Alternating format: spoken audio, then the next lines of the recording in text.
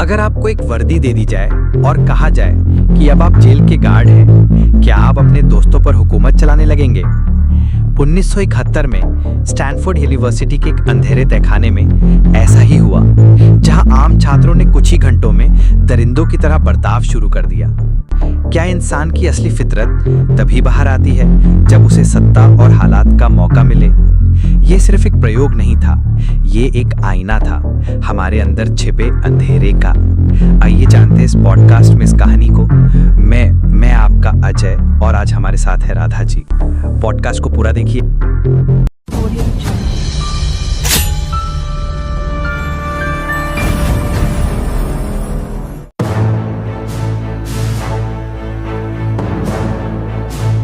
नमस्कार।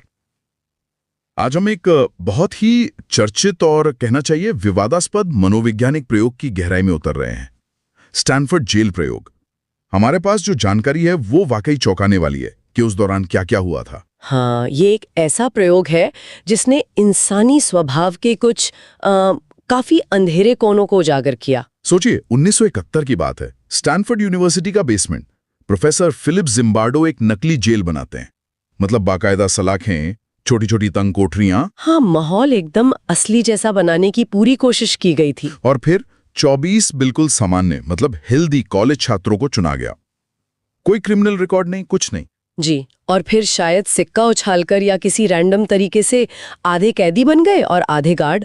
हाँ, आधे कैदी, आधे सुरक्षाकर्मी। हाँ। और मकसद था ये देखना कि भाई सत्ता मिलने पर या सत्ता छिन जाने पर हालात इंसान को कैसे बदल देते हैं। और ये प्रयोग चलना था पूरे 2 हफ्ते। 2 हफ्ते। लेकिन ये चल पाया सिर्फ 6 दिन। 6 दिनों में ही इसे रोकना पड़ गया। बस 6 दिन? ऐसा क्या हो गया? यहीं से मतलब ये प्रयोग इतना ज्यादा स्टडी किया जाता है क्योंकि हालात बहुत तेजी से बिगड़े। हाँ, यही बात एकदम दिलचस्प हो जाती है। कैसे वो गार्ड की वर्दी पहनते ही कुछ छात्र अपने ही साथियों पर जुल्म ढाने लगे। बिल्कुल।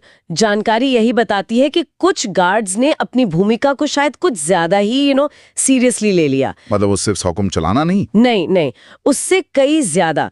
गार्ड्स ने कैदियों को अपमानित करना शुरू किया, उनके नाम छीन लिए, सिर्फ नंबर से पुकारते थे। ओह। उनसे जबरदस्ती पुशअप्स करवाना, रात में जगाकर लाइन में खड़ा करना, सोने नहीं देना, गालियां देना और कुछ मामलों में तो शारीरिक सजा की भी बातें सामने आई। ये तो यकीन करना मुश्किल है। ये वही छात्र थे जो शायद कुछ दिन पहले साथ में क्लास में बैठते होंगे। हाँ, और कुछ गार्ड्स तो जैसे अपनी इस नई मिली ताकत का मजा ले रहे थे। वो पूरी तरह भूल गए कि ये महज एक प्रयोग है, जैसे वो सच में गार्ड बन गए हों। एग्जैक्टली। और यही इस प्रयोग का सबसे अहम और डरावना पहलू है। कैसे वो वर्दी, वो डंडा, वो अधिकार, इन चीजों ने उनकी असल पहचान को ढक दिया। ये दिखाता है कि परिस्थितियां और वो सत्ता का नशा किसी भी आम इंसान के व्यवहार को, उसकी सोच को कितना ज्यादा बदल सकता है। ये तो गार्ड्स की बात हुई, लेकिन जो कैदी बने थे उन छात्रों का क्या? उन पर क्या बीती? उन पर इसका बहुत ही भयानक असर पड़ा। शुरू में थोड़ी हिम्मत दिखाई, थोड़ा विरोध किया। हाँ, थोड़ा तो करेंगे ही। लेकिन जैसे जैसे गार्ड्स का रवैया सख्त होता गया, कैदी टूटने लगे। उनकी पहचान तो छीन ही ली गई थी, वो सिर्फ नंबर थे। उनमें एक गहरी लाचारी, एक निराशा घर करने लगी। ओहो। जानकारी ये भी बताती है कि कुछ कैदी तो भावनात्मक रूप से बिल्कुल बिखर गए। हाँ, बिल्कुल। कुछ ने खाना पीना छोड़ दिया, कुछ बस रोते रहते थे, चिल्लाते थे। और एक छात्र की तो हालत इतनी खराब हो गई थी कि उसे प्रयोग से निकालना पड़ा।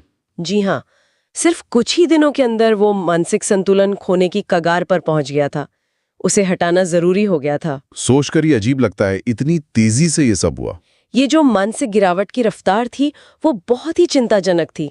इससे साफ पता चलता है कि जब इंसान पर बेइंतहा दबाव पड़ता है, जब उसकी पहचान छीन ली जाती है, उसे बिल्कुल बेबस महसूस कराया जाता है, तो उसका मन कितना नाजुक हो सकता है।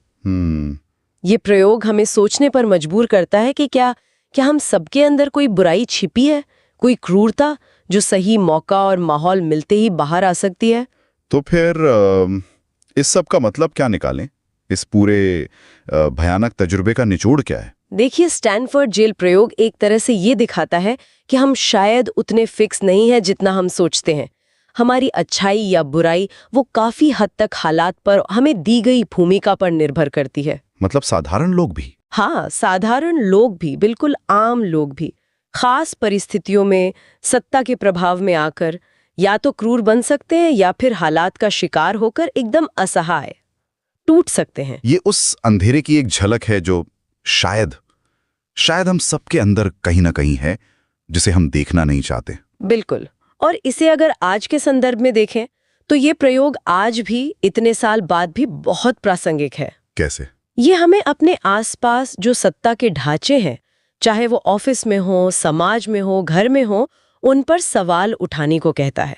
हमारी अपनी भूमिका क्या है उसमें, हम अपनी ताकत का इस्तेमाल कैसे कर रहे हैं। हाँ, ये सिर्फ एक पुराने कंट्रोवर्शियल प्रयोग की कहानी नहीं रह जाती फिर। नहीं, बिल्कुल नहीं, ये उससे कई ज्यादा है। ये इंसानी फितरत के बारे में एक चेतावनी है और एक सबक है। और ये एक बहुत जरूरी सवाल हमारे सामने छोड़ जाता है। हम अपनी रोजमर्रा की जिंदगी में अपनी अलग अलग भूमिकाओं में, कभी बॉस, कभी जूनियर, कभी पेरेंट, कभी बच्चे, जाने अनजाने कब और कैसे उसी सत्ता का दुरुपयोग कर बैठते हैं या वैसी ही लाचारी महसूस करते हैं। और हम अपने अंदर के उस संभावित दानव को बाहर आने से रोकने के लिए कितने सजग हैं, कितने तैयार हैं। बिल्कुल, ये सोचने वाली बात। ये सिर्फ एक प्रयोग नहीं था, ये एक आईना था जिसमें इंसान ने अपनी सबसे भयानक परछाई देखी। वर्दी, सतह और हालात, ये सब मिलकर हमें वो बना सकते हैं जो हम कभी सोच भी नहीं सकते। तो अगली बार जब आपको ताकत मिले, सोचना जरूर, कहीं आप भी तो उस अंधेरे में खो नहीं रहे, क्योंकि दानव कहीं बाहर नहीं, हमारे अंदर ही रहता है। तो आज का हमारा ये पॉडकास्ट आपको कैसा लगा? Like, comment, share and subscribe जरूर करें। धन्यवाद।